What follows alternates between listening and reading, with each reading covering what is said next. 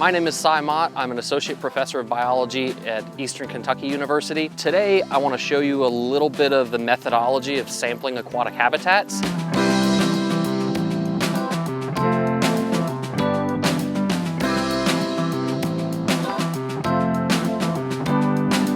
We'll talk about some different sampling methods with the bigger goal of kind of looking at an aquatic food web and what all you might find in some of these small forested ponds. And so just to give you a little bit of background about how I got to where I am, I always knew that I wanted to be in biology in some capacity. I was always interested in nature and plants and animals, and I really envisioned even going into college that I was going to be a fish and wildlife type.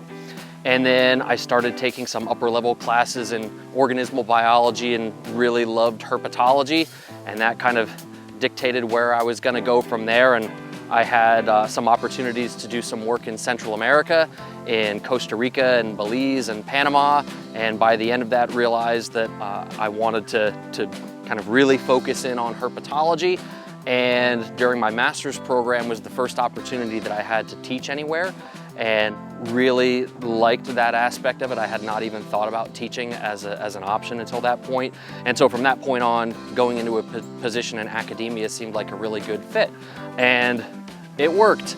So I've been teaching at Eastern Kentucky University this is my 6th year now. I teach upper level classes in animal behavior and behavioral ecology.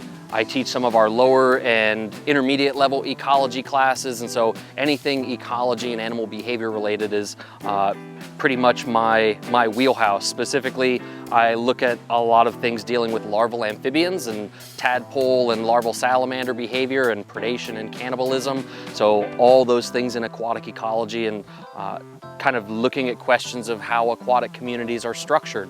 And so that's what we're going to do today with these different sampling methods, is look at what kind of different trophic groups we have, who are the predators, who are the prey, and I think really just showing you that even a really small habitat like you're going to see here, these forested fishless ponds, can have a whole lot of diversity really packed in. And so let's get into some sampling.